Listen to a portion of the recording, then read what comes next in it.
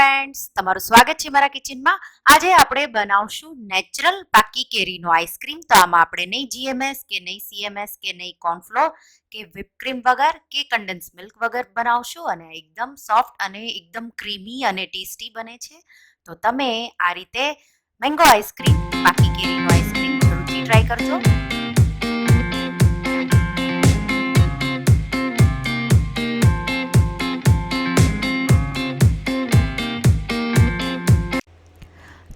તો mango ice cream, પાકી કેરીનો આઈસ્ક્રીમ બનાવવા માટે આપણે જાડા તળિયા વાસણમાં 4 કપ ફૂલ ફેટ મિલ્ક, તો બફેલો મિલ્ક લેવાનું અને 1 લીટર મેં દૂધ લીધું છે અને આપણે એને ઉકળવા મૂકવાનું. જાડા તળિયાવાળું વાસણ લ્યો તો તમે સ્લો ગેસ પર એને રાખો ઉકળવા માટે, તો પણ એ ચોંટતું નથી. એટલે ધ્યાન રાખવાનું કે તમારે જાડા તળિયાવાળા વાસણમાં દૂધને ઉકળવા મૂકવાનું અને વચ્ચે વચ્ચે એને હલાવતા જઈશું અને દૂધને અડધું થાય ત્યાં સુધી આપણે એને થવા દેશું.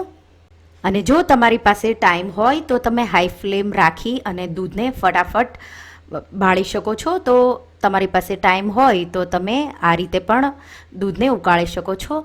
હવે મેં સાઈડમાં 1 કપ ઠંડુ દૂધ લીધું છે, તો આ દૂધ ઠંડુ જ લેવાનું. એને એક બાઉલમાં નાખી દેશું અને એમાં આપણે 4 ટેબલ સ્પૂન મિલ્ક પાવડર નાખીશું. તો આ મેં રેડીમેડ મિલ્ક પાવડર, નાનું જે પાઉચ આવે એ 10 રૂપિયાનું જ આવે છે, એ હું એમાં નાખી દઈશ. અને જો તમારી પાસે હોય તો 4 ટેબલ સ્પૂન જેટલો મિલ્ક પાવડર નાખી દૂધ સાથે સારી રીતે મિક્સ કરી દેવાનો. તો મિલ્ક પાવડર તમને ગ્રોસરી સ્ટોરમાં એકદમ આસાનીથી મળી જશે.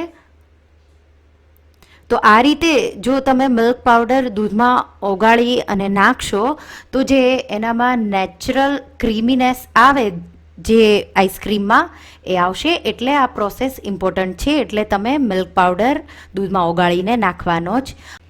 અને હવે તમે જોઈ શકો છો દૂધ ઉકળતા અડધું થઈ ગયું છે.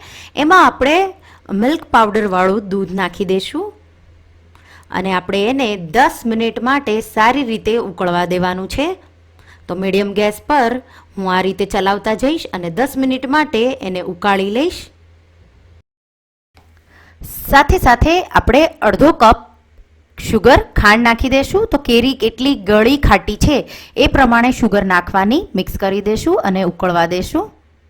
તો 10 મિનિટ જેવું થાય એટલે દૂધ આપણું આવું જાડું થઈ જશે. તમે જોઈ શકો છો. ગેસની આંચ બંધ કરી અને આપણે આ દૂધને રૂમ ટેમ્પરેચર પર આવવા દઈશું. તો એકદમ ઠંડુ થવા દેવાનું છે સારી રીતે. ત્યાં સુધીમાં સાઈડમાં મેં 3 આફૂસ કેરી લીધી છે. આફૂસ કેરીમાં ઓછા રેસા હોય છે, તો તમારે આ કેરી જ લેવાની આઈસ્ક્રીમ માટે. તો તમારે એની પેસ્ટ બનાવો તો એને તમારે ગાળવી ન પડે, એટલા માટે તમે 3 આફૂસ કેરી લઈ એના ટુકડા કરી અને આવી એની પ્યુરી બનાવી લેવાની. અને મિલ્ક છે એ એકદમ રૂમ ટેમ્પરેચર પર આવી ગયું છે અને એકદમ જાડું થઈ ગયું છે, તમે જોઈ શકો છો.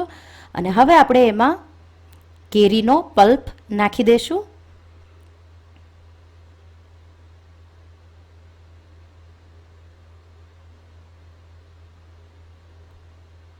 અને આપણે સારી રીતે મિક્સ કરી દઈશું. કેરીની એકદમ ફાઇન પેસ્ટ, એકદમ ફાઇન પ્યુરી થવી જોઈએ, તો જ કલર છે એ નેચરલી પીળો આવશે. આપણે બિલકુલ કલર વાપરવાની જરૂર નહીં પડે. તો જો તમને લાગે તો તમે કેરી સાથે આમાંથી થોડું મિલ્ક નાખી અને પીસો તો એકદમ પીળો આવો સારો કલર આવશે. તો સારી રીતે મેં મિક્સ કરી દીધું છે અને તમે જોઈ શકો છો હવે આ તૈયાર છે. આપણે આ રીતે મોલ્ડ કે કોઈ ડબ્બામાં તમારે આ મિક્સચરને ટ્રાન્સફર કરી દેવાનું અને આપણે એને ફોઇલથી પેક કરી દઈશું. ડબ્બો હોય તો તમારે એને ઢાંકણથી પેક કરી દેવાનું. તો મારા પાસે બહુ મોટો ડબ્બો નથી એટલે હું મોલ્ડમાં સેટ કરી રહી છું. ફોઇલથી આપણે સારી રીતે કવર કરી દઈશું, બિલકુલ બહાર ન રહી જાય એ રીતે. અને આપણે ફ્રોઝનમાં આઈસ્ક્રીમને 5 થી 6 કલાક માટે સેટ થવા મૂકી દઈશું. 6 કલાક થાય એટલે આપણે આઈસ્ક્રીમને બહાર કાઢી લેશું. તો તમે જોઈ શકો છો સારી રીતે જામી ગયો છે. હવે હું એને 1 થી 2 મિનિટ આ રીતે બહાર રહેવા દઈશ અને આપણે હવે આ આઈસ્ક્રીમને whip કરીશું, કારણ કે આ નેચરલ આઈસ્ક્રીમ છે અને એમાં આપણે ફ્રૂટ વાપર્યું છે, તો એમાં ક્રિસ્ટલ થાય.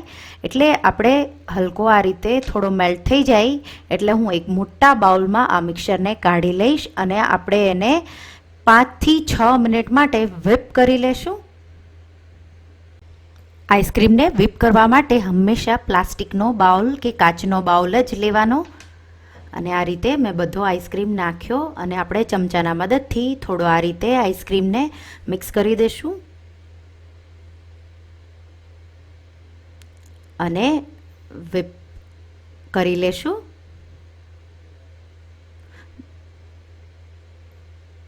જો તમારા પાસે whipping આવું મશીન ન હોય તો મિક્સરમાં થોડો ભાગ લઈ તમારે એકદમ સારી રીતે એને whip કરી લેવાનો અને પછી પાછો તમારે એને સેટ કરવાનો. પણ આ whipping મશીન હશે તો એકદમ સારી રીતે એમાં ક્રીમી ટેક્સચર આવે છે, એટલા માટે તમારે એને આ રીતે જ whip કરવાનું. તો મેં 6 થી 7 મિનિટ માટે સારી રીતે whip કરી લીધું અને આપણે એ બાઉલમાંથી પાછું આપણા મોલ્ડમાં શિફ્ટ કરી દઈશું.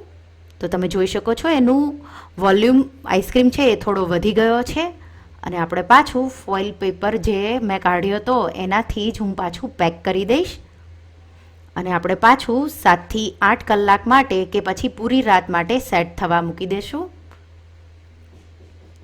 તો 8 કલાક પછી આપણો આઈસ્ક્રીમ તૈયાર છે. તમે આ એકવાર આઈસ્ક્રીમ બનાવી 3 મહિના સુધી ફ્રોઝનમાં રાખી શકો છો. જ્યારે જોવે ત્યારે તમે ખાઈ શકો છો. તો એકસાથે તમે વધારે પણ બનાવી શકો છો. તો તમે જોઈ શકો છો આપણો આઈસ્ક્રીમ એકદમ સારી રીતે સેટ થઈ ગયો છે અને આ નેચરલ આઈસ્ક્રીમ છે એટલે તમારે આઈસ્ક્રીમ સર્વ કરો એના પહેલાં 1 થી 2 મિનિટ બહાર રાખી દેવાનો. પછી તમારે સ્કૂપના મદદથી આઈસ્ક્રીમ કાઢી અને આ રીતે સર્વ કરવાનું. તમે જોઈ શકો છો એકદમ પરફેક્ટ આઈસ્ક્રીમ બન્યો છે. ટેસ્ટમાં પણ એટલો જ સારો છે. તો તમે એકવાર આઈસ્ક્રીમ જરૂરથી બનાવજો અને કેરીના ટુકડા સાથે તમે સર્વ કરી શકો છો. તો એકદમ ક્રીમી અને સોફ્ટ આઈસ્ક્રીમ બન્યો છે. તમારી પાસે આફૂસ કેરી ન હોય તો તમે કેસર કેરી પણ વાપરી શકો છો. તો તમે એકવાર આ નેચરલ કેરીનો આઈસ્ક્રીમ મેંગો આઈસ્ક્રીમ જરૂરથી ટ્રાય કરજો. જો તમને આ રેસિપી ગમી હોય તો તમે આ રેસિપીને લાઇક કરજો, શેર કરજો અને મારા ચેનલને સબસ્ક્રાઈબ કરજો અને મને કમેન્ટમાં કહેજો કે તમને મારી રેસિપી કેવી લાગી. Thank you for watching.